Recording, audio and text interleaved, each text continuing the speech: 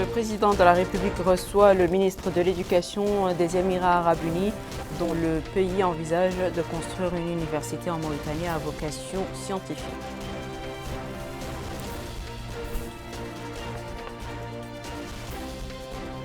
Le Conseil des ministres approuve un projet de loi destiné au financement du projet d'harmonisation et d'amélioration des statistiques en Afrique de l'Ouest et du Centre.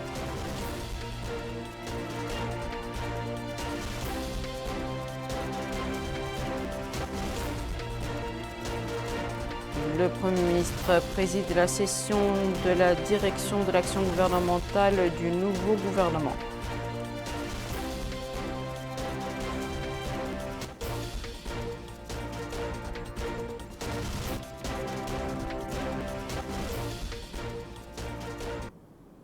Bonsoir mesdames, mesdemoiselles et messieurs, merci de vous joindre à nous. Comme annoncé dans les titres, le président de la République, M. Mohamed El-Cheikh Al-Ghazouani, a reçu ce jeudi en audience son Excellence Dr Ahmed Ben Abdallah Hamid Belhoul El-Falessi, ministre de l'Éducation des Émirats arabes unis.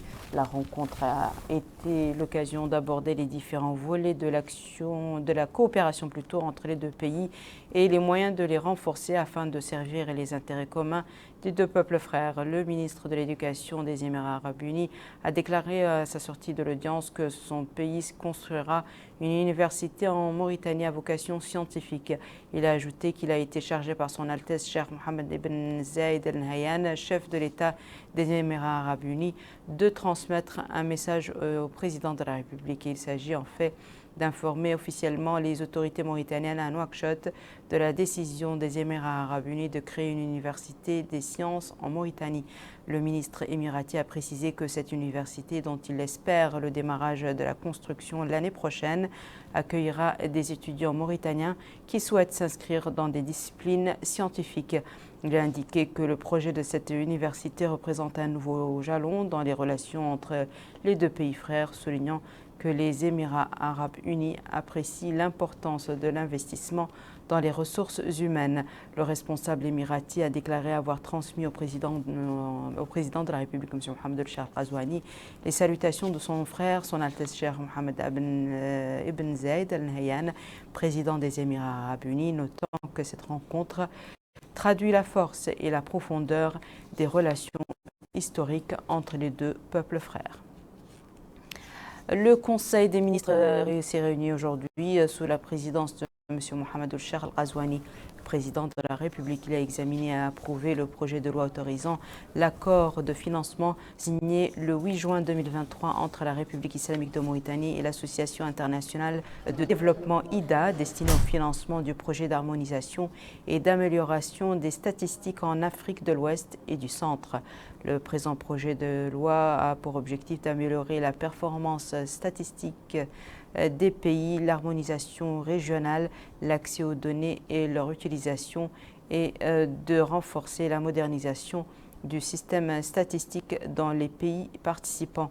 Au niveau national, le projet soutiendra le plan d'action prioritaire quinquennal 2021-2025 de la récente stratégie nationale de développement statistique décennale couvrant la période 2021-2030 qui vise à construire à l'horizon 2030 un système statistique efficace et crédible, doté de ressources suffisantes avec un cadre juridique et organisationnel approprié dont les productions répondent aux besoins des politiques nationales de développement et à ceux des utilisateurs. Au niveau régional, le projet vise à appuyer l'Agence nationale de la statistique et de l'analyse démographique et économique à l'alignement sur la stratégie pour l'harmonisation des statistiques en Afrique 2017-2026 de la Commission de l'Union africaine et sur les engagements régionaux et mondiaux pour un meilleur suivi des objectifs de développement durable.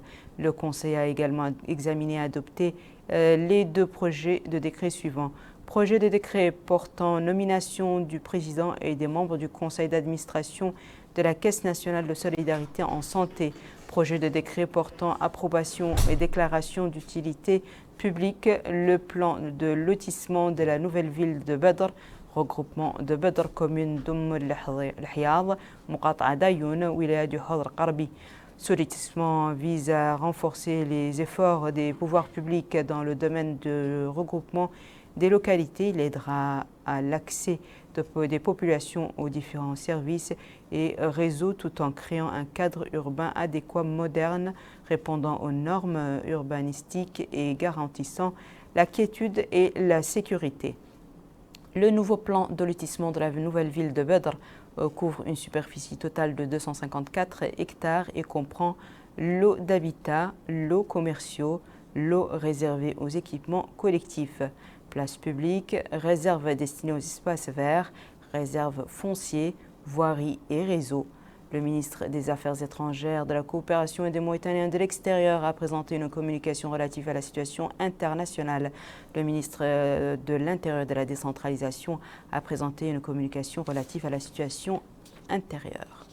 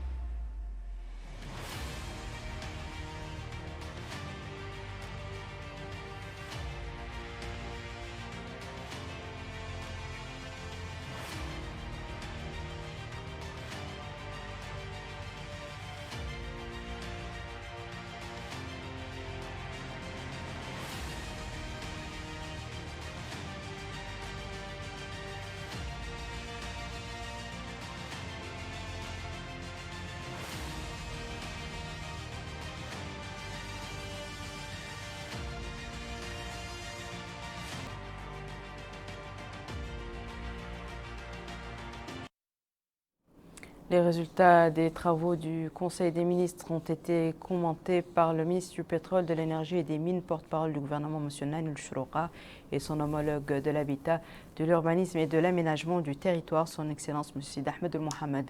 Ce dernier a indiqué que le projet de décret portant approbation d'un plan de lotissement concerne la création d'une nouvelle ville du Hawd al-Qarbi dénommée Bedr et portera sur 1851 lots à usage d'habitation. C'est un compte-rendu de Bokar Bailapa.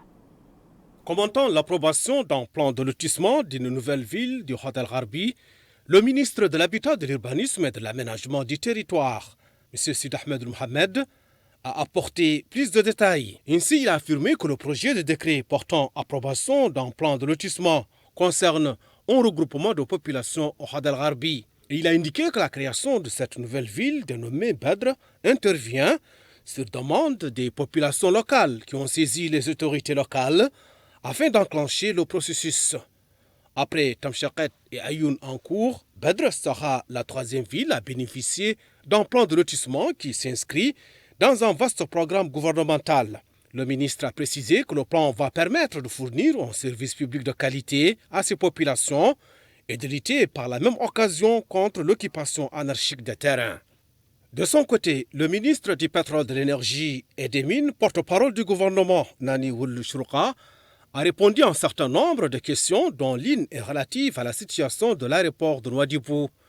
Et à ce sujet, il a rassuré que des efforts sont en cours pour remédier à cette situation. Il a rappelé que la TTM a déjà entamé un état des lieux afin d'engager des travaux de réhabilitation sur les zones délabrées de l'aéroport. Interrogé sur l'indice de transparence réalisé par un centre classant la Mauritanie parmi les mauvais élèves, pour le porte-parole du gouvernement, il faut d'abord s'interroger sur la légitimité du centre à l'origine du classement. Ensuite, il a déclaré que le travail de la Mauritanie en matière de transparence et de bonne gouvernance a été salué par de grandes institutions financières comme la Banque mondiale, le FMI ou encore des partenaires étatiques importants tels que le gouvernement des États-Unis, entre autres. Répondant à une question sur le nouveau gouvernement, le porte-parole du gouvernement a déclaré que les membres du gouvernement travaillent en équipe dans une parfaite symbiose et pour l'intérêt général. Je vous le disais en titre, le Premier ministre, M. Mohamed El-Bilal Messoud, a présidé ce soir à la primature la session de la direction de l'action gouvernementale des nouveaux ministres, au cours de laquelle il a félicité les nouveaux rentrants dans le gouvernement pour la confiance dont le président de la République les a investis, leur souhaitant plein succès dans les missions dont ils ont la charge. Le Premier ministre a ensuite insisté sur la nécessité de développer le service public en général et la construction d'une administration professionnelle et efficace basée sur les résultats avec un suivi régulier et une évaluation des niveaux atteints par les objectifs afin de corriger les erreurs et les programmes ou les réorienter.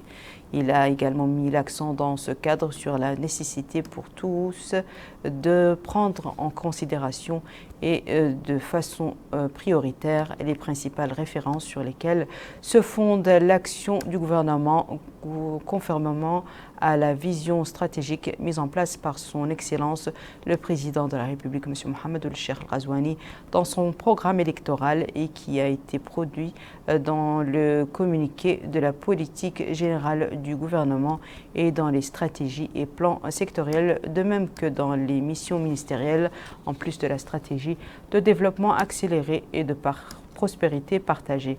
Le Premier ministre a appelé à la nécessité d'impulser la réalisation des projets et programmes du gouvernement et à poursuivre les réformes structurelles et organisationnelles indispensables pour le renforcement du travail et l'amélioration de l'action administrative à travers l'introduction des nouvelles technologies dans le travail. Il a insisté dans le cadre sur l'esprit du groupe homogène et solidaire à l'ancrage du principe de la concertation, de la responsabilité et du sérieux, ainsi que du respect des textes et dispositions en vigueur et leur application dans toutes les tâches qu'ils mènent dans le dessein d'améliorer la relation entre l'administration et le citoyen et à garantir l'égalité dans l'accès aux services et le rapprochement. Il a appelé à la fermeté dans le respect des règles de la transparence, de la bonne gouvernance dans la gestion des ressources publiques, la réhabilitation des valeurs du travail, le respect des compétences et du mérite, l'appui aux réalisations et le renforcement de l'action sociale. Les ministres ont à la fin suivi des exposés présentés par les membres du cabinet du Premier ministre sur les exigences et les mécanismes de coordination et d'évaluation de l'action gouvernementale et le processus d'élaboration des textes juridiques. L'actualité marquée par ailleurs ce jour par la réception par le ministère de l'Action sociale de l'enfance et de la famille d'un lot de matériel didactique. Le matériel profite à 400 classes de l'enseignement préscolaire sur l'étendue du territoire national. L'acquisition de ce matériel s'inscrit dans le cadre du plan pour l'éducation préscolaire lancé par le département l'an dernier sous le haut patronage de la première dame, Dr Mariam Mohamed Fadul. C'est un compte-rendu de Bouakar Baylat, toujours. 400, c'est le nombre de classes des établissements préscolaires de différentes wilayas du pays qui vont bénéficier de ces équipements et fournitures. La réception de ces équipements intervient ainsi en perspective de la rentrée prochaine et renforcer ainsi le cadre d'apprentissage des élèves. Et dans une déclaration lors de la cérémonie de réception, la ministre de l'Action sociale de l'enfance et de la famille, Mme Safia Amin Taha, a affirmé que l'acquisition de cette quantité de matériel didactique au profit des classes de l'enseignement préscolaire s'inscrit dans le cadre du plan pour l'éducation préscolaire lancé par le département l'an dernier sous le haut patronage de la première dame, Dr Mariam Vadelda. Elle a ajouté que ce plan fait suite à la mise en œuvre du programme du président de la République, M. Mohamed El-Cheikh Al-Ghazouani, qui s'est engagé à ce que beaucoup d'enfants entrent dans le préscolaire. Pour rappel, l'éducation préscolaire constitue un creuset de socialisation et de consolidation de la cohésion nationale par la rencontre des enfants dès le plus jeune âge. 14 membres de l'autorité de protection des données à caractère personnel sont entrés officiellement en fonction aujourd'hui après avoir prêté le serment légal devant le président de la Cour suprême, Maître Cheikh Ahmed Ould Sid Ahmed, président de la séance. Les nouveaux membres ont juré par Allah le Très-Haut, le Tout-Puissant, qu'ils exerceraient avec honnêteté et dévouement leur travail de membre de l'autorité de protection des données personnelles en toute indépendance et impartialité, de manière honorable et juste, et à préserver la confidentialité des délibérations. Il s'agit de M. Sidi Mohamed Mahmoud Abdel Qader, Mohamed Fadel Imam Ibrahim, Mohamed Abdelrahman Mohamed El-Kharchi, Mohamed Ahmed Ibrahim El-Ayel, Mohamed El-Jiyid El-Bou, Mohamed Salim, Mohamed Ali, Mohamed El-Mukhtar Blati, El-Haj Ahmed, Mohamed Mahmoud El-Sinni Sidi Mahmoud, Cheikh Tijani Mohamed Meiloud, Aminatou Mt Mohamed Yamin El-Biha, Arban Mt Mohamed Lamin El-Tfail, Ahmed Lebbah, Mohamed Hamahullah, Aïcha Mt Mohamed Salim Blam. La délégation générale à la sécurité civile et à la gestion des crises a réceptionné ce jeudi matin à Nouakchott un véhicule anti-incendie dont du Haut Commissariat des Nations Unies pour les réfugiés dans le but de renforcer les capacités d'intervention de la délégation dans la Mourata'a de Basseknou. Le directeur général de l'administration territoriale au ministère de l'Intérieur et de la décentralisation, M. Zaïd El-Houane Oulval, a indiqué que ce camion dispose de tous les équipements nécessaires pour intervenir dans toutes les conditions. La représentante de l'Agence des Nations Unies pour les réfugiés en Mauritanie a exprimé sa gratitude aux autorités mauritaniennes pour l'accueil et l'inclusion des réfugiés, saluant l'excellent esprit de coordination et de coopération qui anime la relation et le contact avec les autorités aussi bien au niveau central, régional que local. L'actualité à l'intérieur du pays nous mène d'abord dans la capitale du Hawza Sharqi, Nema, qui a abrité ce jeudi un atelier consacré à l'appui au secteur agro-pastoral dans la wilaya. L'atelier en question est organisé par le projet de renforcement du développement économique local et de la paix. C'est un compte-rendu cette fois-ci d'Amina Mtakhlil. C'est en présence des acteurs locaux de l'agriculture et de l'élevage qu'a été lancé à Nema l'atelier régional de promotion du développement économique local et de la paix à travers l'appui au secteur de l'agriculture et de l'élevage dans la wilaya du Hawza Sharqi. La rencontre vise, selon le conseiller du Wali du Hawza Sharqi, l'échange sur le plan d'action et l'appui aux collectivités et communautés locales. Il tire son importance de ces deux domaines d'intervention qui sont vitaux pour l'économie de la wilaya. Pour sa part, le coordinateur du projet, M. Khalid Mahab Moussa, a indiqué que les interventions de son projet conduiront à l'augmentation du revenu agropastoral dans la wilaya, ce qui se répercutera positivement sur la vie économique et sociale des habitants. Le maire de la commune de Nema a, quant à lui, exprimé sa satisfaction de la tenue de l'atelier en particulier et le projet en général qui contribuera au développement de la zone. Les participants à cet atelier ont suivi des exposés et présentations portant sur l'économie agropastorale de la wilaya du Hawza Sharqi et les voies et moyens de l'appuyer à travers ce projet. Les travaux de construction des unités de logement se poursuivent à un rythme soutenu. Le chantier exécuté par la délégation Taazour profite aux couches vulnérables de la population de la Saba. Les travaux de construction de plus de 300 logements sociaux en Assaba, dont 60 à Kifa, avancent à grands pas. Exécuté par la délégation générale à la solidarité nationale et à la lutte contre l'exclusion Taazour, le projet d'Ari est l'une des matérialisations des engagements du président de la République, M. Mohamed Ould Cheikh El-Ghazouani. Il s'agit des logements sociaux décents réalisés au profit des citoyens démunis. Taleb El Hadi est le chef du projet. Il explique que les travaux avancent avec un rythme soutenu, ce qui est un motif de satisfaction, notant la nécessité d'achever les travaux dans les délais précisés dans le cahier des charges. En d'autres termes, les travaux se poursuivent selon le plan convenu. Pour rappel, Dari est l'un des 5 programmes lancés par Taazour. Il comprend 2 volets. Le premier est relatif à la construction de 1932 logements sociaux Et le second concerne le regroupement des villages et à l'aménagement des lieux d'hébergement avec les divers services de base. Notre dernière station nous conduit à Tijikja pour parler des prestations offertes par la pharmacie El Mouyassar du centre hospitalier de la Wilaya aux patients en termes de disponibilisation de médicaments de qualité et à des prix accessibles. La pharmacie s'inscrit dans le cadre du programme élargi Mes priorités visant à renforcer le système sanitaire et à rapprocher ses services des citoyens. Aminam Takhlil. C'est dans le cadre du programme Mes priorités élargies du président de la République que s'inscrit l'amélioration de l'accès des citoyens à la santé, notamment le programme Mouyassar qui met, selon le directeur du centre de santé de Tijikja, Dr Sidatoula Marjoud, des médicaments de qualité à la disposition des citoyens à moins de la moitié du prix du marché local. Cette démarche, poursuit le directeur, a plusieurs avantages. D'abord, le prix abordable des médicaments, ensuite la proximité des patients qui n'auront pas à se déplacer pour acheter leurs médicaments, et puis le contrôle de qualité qui assure une source fiable des médicaments, des durées de validité vérifiées et des marques de renommée internationale. Une politique qui, conclut-il, a pu résoudre plusieurs problèmes de santé à la fois. Il est à noter que les dépôts pharmaceutiques Mouyassar des centres hospitaliers disposent des conditions requises de température et d'humidité pour stocker les médicaments conformément aux normes internationales de stockage.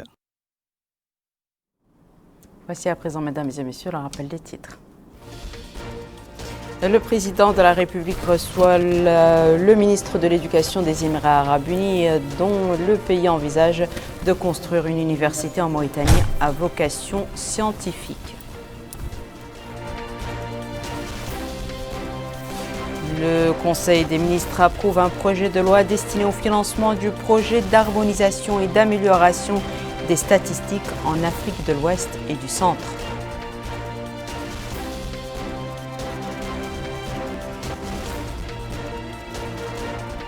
Le Premier ministre préside la session de la direction de l'action gouvernementale du nouveau gouvernement.